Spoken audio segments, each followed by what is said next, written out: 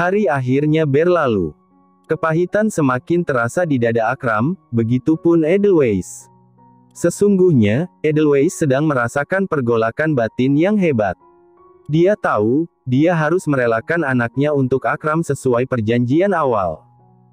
Akan tetapi, setelah ia menyadari betapa berharganya hubungan ibu dan anak, hatinya terasa sangat berat dan hancur membayangkan anaknya tidak bersama dengan dirinya.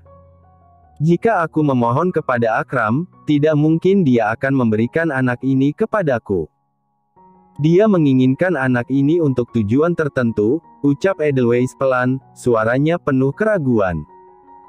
Jika aku memohon kepadanya, maka mungkin segala sesuatu akan menjadi rumit, gumamnya, menatap kosong ke arah dinding. Aku memang ingin melarikan diri darinya dan melupakan seluruh kejadian yang terjadi bersamanya. Akan tetapi, semua itu terjadi sebelum aku berharap. Sekarang, harapan itu sungguh menghancurkan aku, katanya, suaranya mulai bergetar. Apa yang harus aku lakukan? Tanyanya pada dirinya sendiri, penuh kebingungan.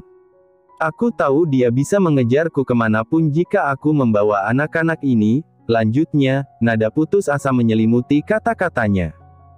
Edelweiss berbicara dengan nada pelan.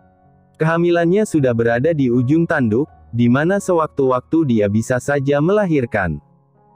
Laila, yang ada di sisi Edelweiss, memberikan informasi yang sesuai dengan kekhawatirannya. Edelweiss, aku sangat syok mendengar kisahmu. Akan tetapi, aku sebenarnya mengenal Akram Granddawn. Bukan hanya aku, banyak orang penting yang mengenal beliau, ujar Laila, mencoba menjaga nada suaranya tetap tenang. Dia memang bukanlah orang sembarangan.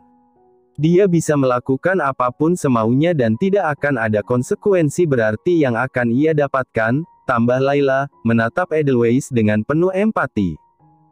Sekarang saja, laba perusahaannya yang berada di segala sektor telah mampu mengontrol perekonomian negara. Sebesar itulah kuasanya, dan masih banyak yang belum diketahui tentang dirinya, lanjut Laila, suaranya semakin serius. Aku tidak bisa bayangkan apa yang akan terjadi jika benar kau membawa anak yang ia minta kau bawa kabur. Bukan aku membuatmu takut, Edelweiss, akan tetapi dia memang sangat berkuasa dan misterius, katanya, mencoba memperingatkan sahabatnya. Aku tidak ingin sesuatu terjadi lagi kepadaku. Apalagi, kali ini aku membantumu pergi dari negara ini. Itu artinya, mungkin keluargaku juga dalam bahaya olehnya nanti, ungkap Laila, kekhawatiran terpancar dari wajahnya. Mendengar itu, Edelweiss terdiam sebentar. Dia mengusap perutnya yang sudah besar, lalu raut wajahnya semakin muram dan dia semakin kalut. Aku tahu, Laila. Dia adalah lelaki mengerikan. Aku yang bodoh, kenapa berani memiliki perasaan kepadanya, luluh kepadanya, ucap Edelweiss, suaranya penuh penyesalan. Ayah dan ibuku juga akan dalam bahaya jika saja aku membawa kabur anak ini. Tidak ada tempat aman untukku nantinya, katanya, matanya mulai berkaca-kaca. Haruskah aku memisahkan mereka? Akram tidak tahu jika aku mengandung anak kembar, gumamnya, suaranya hampir tak terdengar. Aku tetap tidak terima jika aku merelakan keduanya, lanjutnya, suaranya bergetar, hatinya seolah tertusuk ketika mengatakan itu. Edelweiss, Laila hanya bisa memeluk sahabatnya itu lagi, bersedih untuknya. Laila mungkin tidak akan tahu betapa sakitnya, karena dia tidak pernah merasakannya. Namun, sebagai sesama wanita, tentu Laila tahu berpisah dari anak pasti adalah kepahitan dan kesedihan yang tidak akan pernah lepas dari hati. Edelweiss tertunduk, matanya yang melihat ke arah perutnya yang besar, pandangannya kabur dan hatinya terasa sangat perih sekarang. Maafkan ibu. Ibu sangat menyayangi kalian berdua, tapi sepertinya ibu harus merelakan salah satu. Bukan karena ibu tidak menyayangi, akan tetapi demi keselamatan kita semua, ucapnya bergetar. Dia tidak menyangka dia mengambil keputusan yang sangat berat ini. Bibirnya bergetar saat mengatakan itu, begitu pula tangannya yang bergetar mengusap perutnya. Setelah keputusan itu, seperti memang sudah pertanda, malamnya Edelweiss merasa jika dia sudah akan melahirkan. Ada air yang keluar dari bagian bawahnya, dia sendirian di rumah sakit karena memang Layla sedang pergi mempersiapkan beberapa hal. Di mana dia harus membawa ayah dan ibu Edelweiss dulu ke luar negeri sebelum akhirnya membawa Edelweiss. Layla merasa kesusahan karena keluarganya tidak tahu menahu masalah ini. Jadi, di saat prosesnya, dia meminta tolong kepada orang yang ia kenal dekat, yaitu Jaden Smith. Mengetahui itu, tentu saja Jaden Smith sangat mau dan sangat senang membantu Layla, sebab ini adalah yang ia tunggu-tunggu selama ini. Di rumah sakit, Edelweiss merasa sakit dan perih yang luar biasa di perutnya. Keringat sudah membasahi dahinya, dan dia merasa seperti mau mati sekarang ini. Sakit, hanya itu yang bisa ia serukan, di mana dokter yang sejak awal menjadi dokter yang memeriksa Edelweiss sudah usai dengan segala perlengkapannya. Dia langsung memeriksa keadaan dan kesiapan Edelweiss untuk melahirkan, dan dari pemeriksaan itu diketahui jika Edelweiss bisa melahirkan secara normal. Tenang ya, Bu. Tarik nafas lalu buang, atur pernafasannya. Jangan panik, semua akan baik-baik saja, kata dokter itu dengan sangat lembut, mencoba menenangkan Edelweiss yang sudah kesakitan dengan hebat. Tetapi, seolah tahu jika dia memang harus selamat saat melahirkan demi bayinya, Edelweiss merapatkan giginya dan melebarkan matanya. Dia mengikuti instruksi dari dokter dan, hebatnya, tidak butuh waktu lama, salah satu bayinya menangis dengan hebat saat ia sudah berhasil keluar. Edelweiss merasa hatinya menjadi remuk ketika mendengar tangisan itu. Bayiku, bayiku sudah lahir, ucapnya, suaranya terseduh-seduh. Bayiku, dia menangis terseduh-seduh, mencengkeram sprei dan menelan seluruh sakit hatinya. Iya, Ibu, bayinya baik-baik saja. Hanya tinggal satu lagi. Ayo, Ibu, kamu pasti bisa, seru dokter itu, juga senang saat bayi yang lahir terlihat sehat dan mungil sekali. Edelweiss menganggukkan kepalanya dan mengikuti instruksi dokter lagi, di mana bayi keduanya lahir setelah 5 menit bayi pertama lahir. Nafas Edelweiss seolah habis, dia lemas sekali. Tetapi, ketika kedua bayinya yang baru lahir diletakkan di kedua dadanya, bukan main rasa syukur dan betapa luar biasanya perasaannya sekarang. Bayi yang tadi menangis hebat tiba-tiba saja terdiam ketika berada di pelukan ibunya. Bayiku, kalian luar biasa. Kalian adalah anak-anak ibu. Tidak akan ada yang bisa memisahkan ikatan kita, ucap Edelweiss, matanya basah oleh air mata. Anak-anakku, maafkan ibu ya, lanjutnya, menangis dengan hatinya yang begitu hancur. Dia kesepian sekali melahirkan sendiri, namun di atas itu, hatinya jauh lebih hancur karena dia tahu salah satu tidak akan bersama dengannya. Setelah persalinan, hanya 1 jam setelah Edelweiss selesai melahirkan, Layla dan Jaden Smith sudah datang dan melihat Edelweiss sedang meletakkan surat di atas meja ranjangnya. Edelweiss, Layla langsung berlari dan memeluk sahabatnya itu, di mana mereka harus segera pergi malam ini juga sebelum Akram datang dan mengetahui jika bayinya adalah bayi kembar. Untung saja Jaden ikut membantu, di mana dia bekerja sama dengan pihak rumah sakit untuk merahasiakan kelahiran bayi kembar itu. Pada akhirnya, Edelweiss meninggalkan anak bayi yang ia beri nama Matthias, yang berarti berkat dari Tuhan, anak pertama yang sangat mirip dengan ayahnya. Dan membawa Nathan, putra yang lahir 5 menit setelah Matthias, yang juga memiliki arti berkat dari Tuhan. Di saat yang sama, Drake datang memberikan informasi kepada Akram yang tidak pernah pulang. Dia berada di perusahaan sepanjang hari dan membuat dirinya sibuk dengan pekerjaan agar dia bisa mengalihkan pikirannya dan hatinya yang hancur. Bos, Nona Edelweiss sudah melahirkan. Aku mendapatkan informasi dari rumah sakit, lapor Drake. Mendengar itu, seperti ada pedang yang menusuk dada Akram. Tangannya bergetar sampai menjatuhkan pulpen yang ia pegang untuk menandatangani beberapa berkas. Nafasnya menjadi berat dan, tanpa ragu, dia berdiri dan pergi ke rumah sakit dengan sangat cepat. Dia tidak tahu perasaan apa yang ia rasakan ini, namun dadanya menggebu-gebu, dan dia hanya ingin tahu jika Edelweiss baik-baik saja.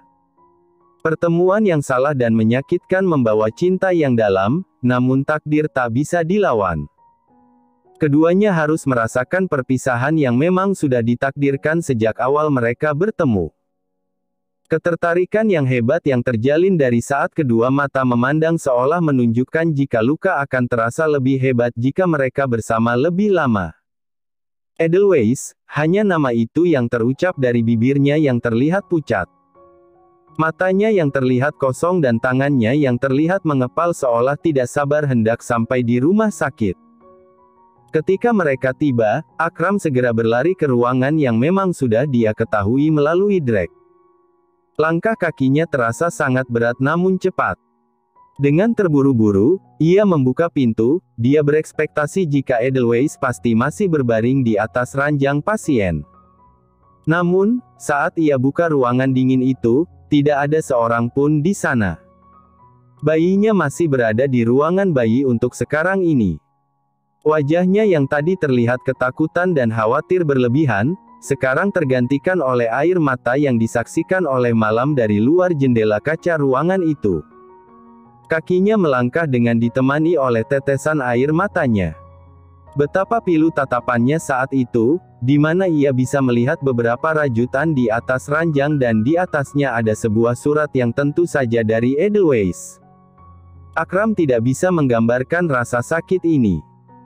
Jika saja dia tidak berasal dari keluarga Grand Dawn dan Frost, mungkin saja dia tidak akan memiliki musuh yang begitu banyak dan hebat mengintainya sepanjang hidup, dan dia bisa hidup bahagia dengan Edelweiss. Ini adalah rasa sakit paling menyakitkan yang bisa ia rasakan, ini adalah rasa sakit cinta pertama yang bisa terasa di hatinya, dan rasanya luar biasa sakit. Edelweiss, ucapnya lagi dengan suara yang bergetar. Dia meraih surat itu dan membukanya dengan sangat hati-hati. Lalu, ketika ia membacanya, dia tersungkur dan terdiam, membisu seperti dihempaskan oleh rasa sakit yang begitu hebat yang tidak bisa ia jelaskan. Untuk Akram Grand Dawn, kali ini biarkan aku memanggilmu dengan sebutan nama. Aku ingin sekali memanggilmu walau kau tidak mengizinkan aku, tulis Edelweiss di awal suratnya. Aku tidak menyangka kita berada di posisi di mana kita akan berpisah dan tidak akan pernah bertemu lagi, lanjut isi surat itu. Walau yang kau berikan kepadaku adalah rasa sakit yang begitu hebat, akan tetapi aku tidak bisa berbohong jika ada kebahagiaan di sela-selanya, tulisnya lagi.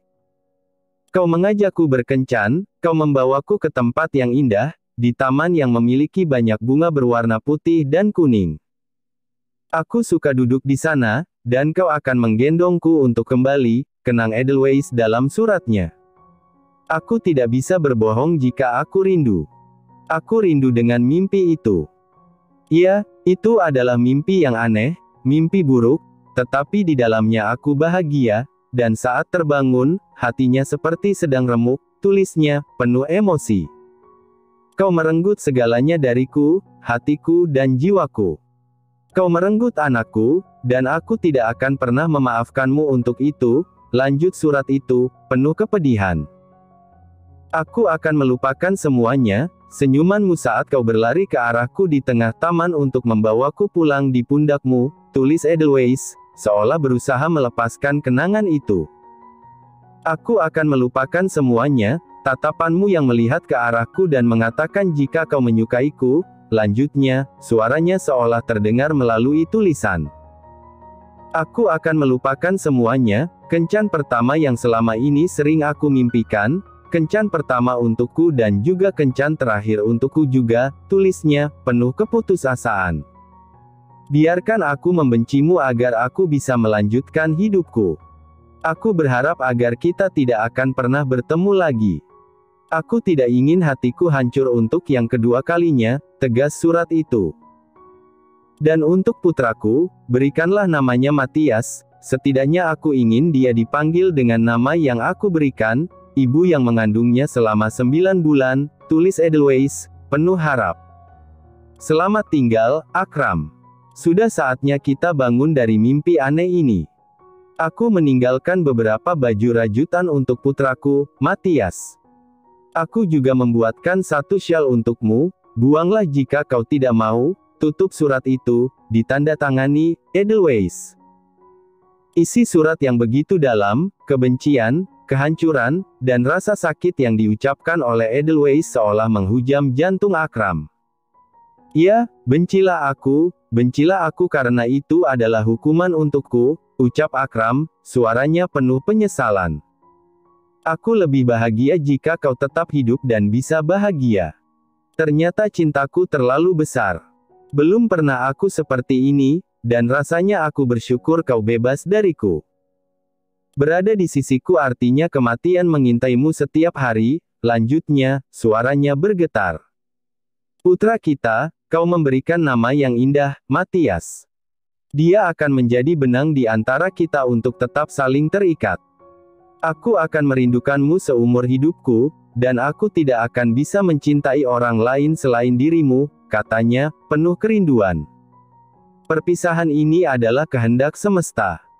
Dan jika di masa depan semesta mempertemukan kita lagi, di saat itu biarkanlah aku mengejarmu lagi, sekali lagi, ucapnya, seolah berharap pada waktu. Aku sangat mencintaimu, Edelweissku. Serunya, suaranya penuh emosi. Senyumanmu di saat kau tersenyum ke arahku di taman bunga berwarna putih dan kuning itu, di saat rambutmu terhembus angin, saat-saat itu kau sangat cantik, dan aku akan menjaganya di hatiku, lanjutnya, memeluk kenangan itu. Akram memeluk rajutan yang dibuat oleh Edelweiss selama beberapa bulan. Dia memeluknya kencang sekali. Sedangkan Drake, yang tadi ikut, langsung menutup pintu agar tidak ada yang mendengar bosnya menangis dengan hebat. Drake tertunduk. Dia ingin sekali melakukan sesuatu, rasanya bosnya benar-benar sangat terluka. Namun, Drake paham sepenuhnya mengapa Akram melepaskan Edelweiss. Semua itu karena demi bisa menghabisi semua musuh Akram. Dia harus melindungi orang yang sangat berharga, agar musuhnya tidak menghabisinya dan menghancurkan segalanya. Keputusan Akram melepaskan Edelweiss berarti memang ada informasi dari Ivory yang membuat Akram menyadari jika keberadaan Edelweiss di sisinya akan menjadi kelemahan. Akram rela melepaskan apa saja demi dirinya. Akram sudah sangat bijak dan menetapkan keputusan yang tepat.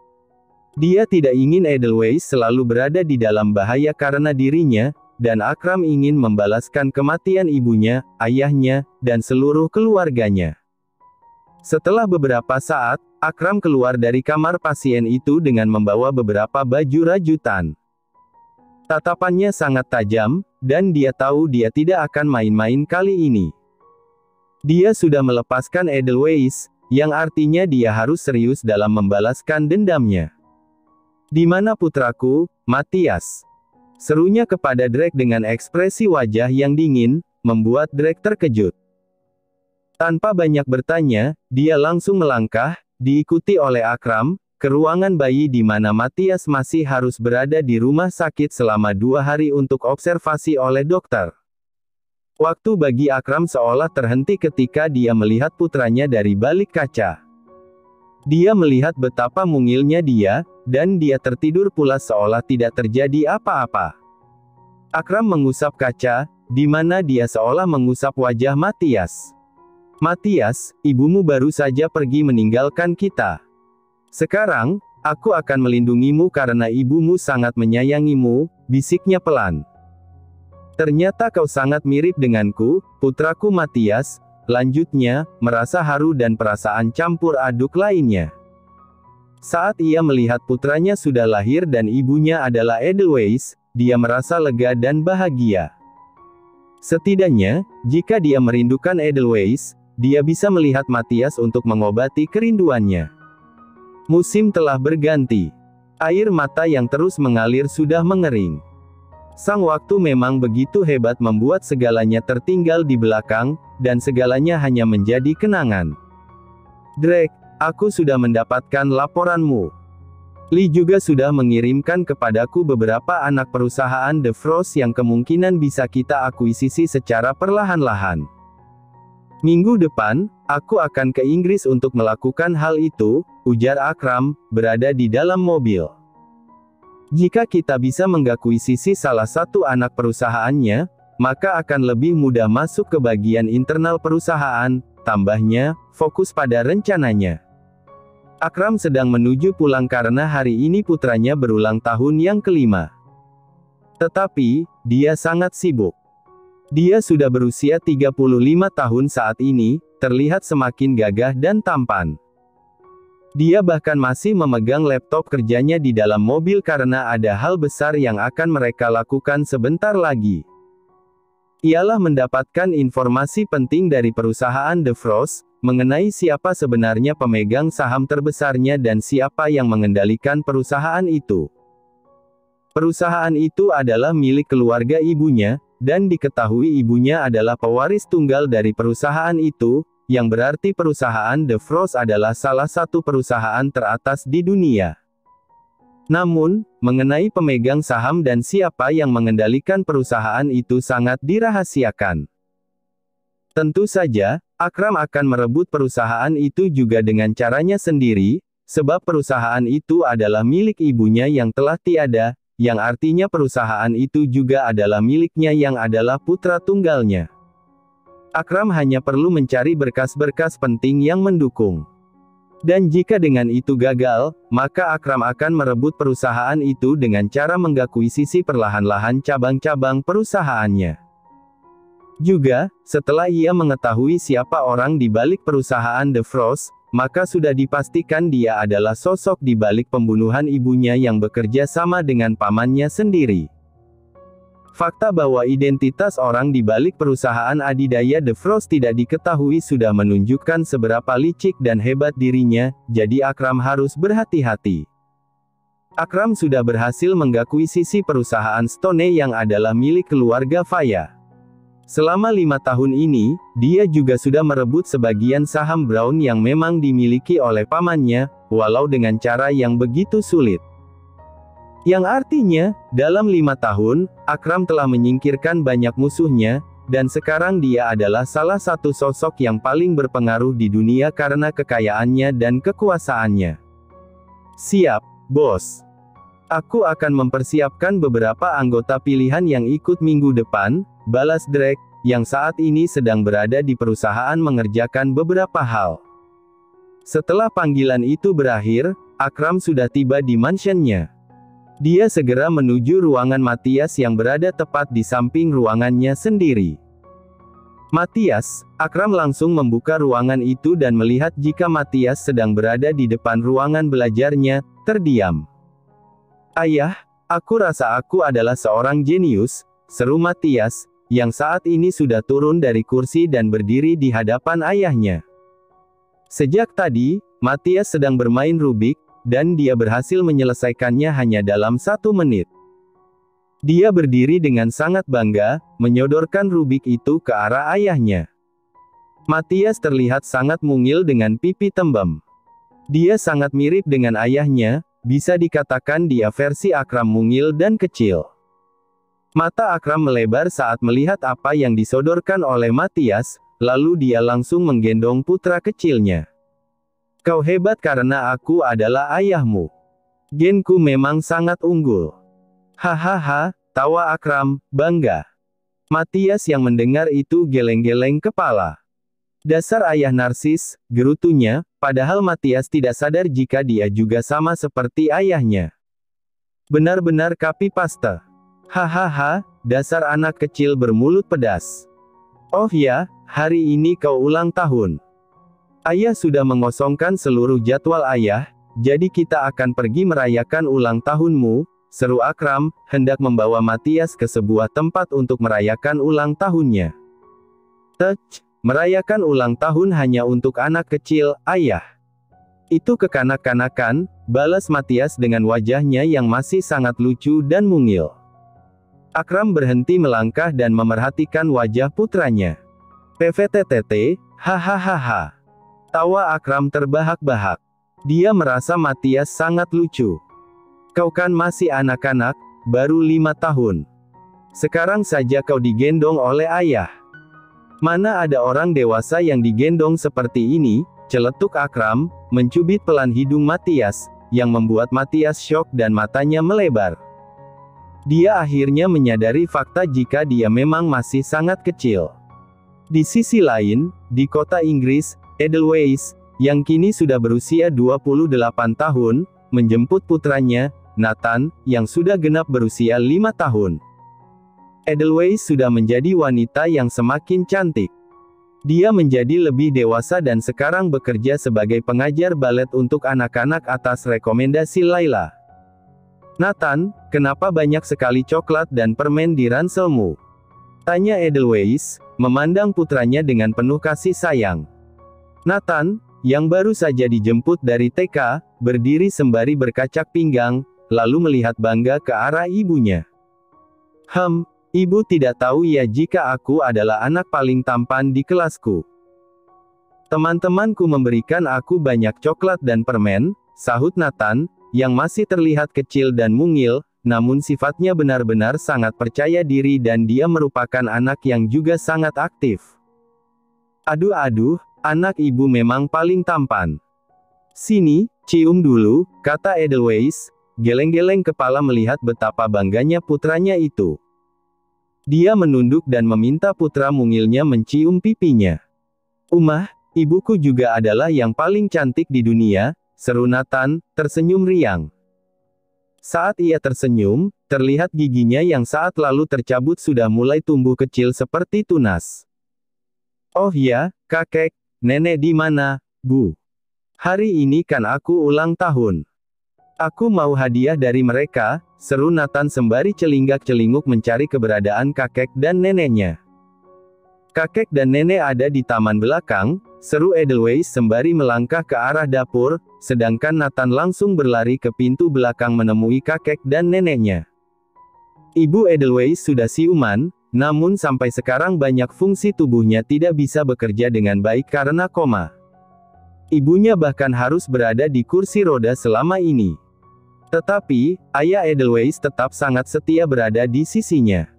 Saat ini, Edelweiss sudah berada di dapur. Namun, dia terkejut saat melihat hadiahnya masih tergeletak di atas meja dapur. Astaga, ini kan kejutan untuk Nathan. Aku harus menyembunyikannya ke kamar, seru Edelweiss, langsung mengambil kado itu dan melangkah cepat ke dalam kamarnya. Saat ia tergesa-gesa, dia membuka laci dan terdiam saat melihat dia membuka laci di mana ia menyimpan seluruh surat-surat yang pernah diberikan Akram padanya, juga tempat foto-foto Matthias yang ia kumpulkan dari beberapa berita. Akram seolah sengaja menunjukkan Matthias di depan media agar ibunya bisa melihat perkembangannya setiap saat. Matthias, Edelweiss terdiam dan duduk. Dia mengambil beberapa foto dan melihat Matthias yang nampak sehat dan benar-benar mirip dengan Nathan. Hari ini, kau juga ulang tahun, Matthias. Maafkan ibu tidak ada di sana. Selamat ulang tahun ya, sayang, bisik Edelweiss, mencium foto yang ia cetak sendiri itu. Perpisahan selama 5 tahun, tentu saja waktu 5 tahun bukanlah waktu yang singkat. Tahun-tahun itu dilalui oleh Akram dengan kesibukan. Dia juga berusaha merawat Matthias dengan penuh kasih sayang, karena ia tahu betapa pentingnya peran orang tua terhadap perkembangan anak. Akram tidak ingin putranya hidup seperti dirinya, yang mendapat didikan yang salah dari ibunya dahulu. Matthias tidak memiliki teman, bukan karena Akram melarang, akan tetapi Matthias merasa memiliki teman adalah hal yang sia-sia. Dia sudah nyaman bersama anggota-anggota Akram yang seluruhnya ia panggil paman dan tante. Apalagi, Matthias tidak memasuki sekolah swasta atau umum. Matthias memutuskan belajar homeschooling karena dia sadar kepintarannya membuatnya tidak relate dengan apa yang dilakukan anak-anak seumurannya. Sekarang, seluruh anggota mafia yang sangar itu sedang mengenakan topi khas acara ulang tahun dan menyanyikan Happy Birthday untuk Matthias. Drake, Kai, Sin, Lee, dan Amora berada di sana, dan sebagian anggota Akram yang berada di bawah mereka. Ivory juga ada di sana. Ivory selalu berada di sisi Akram selama ini, seolah tidak ingin terpisah darinya. Happy birthday, Matthias, nyanyi mereka dengan riang. Nah, sekarang tiup lilinnya, dan ajukan permohonanmu, seru Akram kepada putranya yang masih ia gendong, karena kue ulang tahunnya terlalu besar dan tinggi. Matthias dengan sungguh-sungguh mengepal tangannya terlebih dahulu dan mengucapkan permohonan sebelum meniup lilin. Permohonanku adalah, aku ingin ayahku segera mendapatkan istri baru, agar dia tidak menggangguku terus. Aku sudah lelah mendengarnya bercerita dan memelukku saat malam.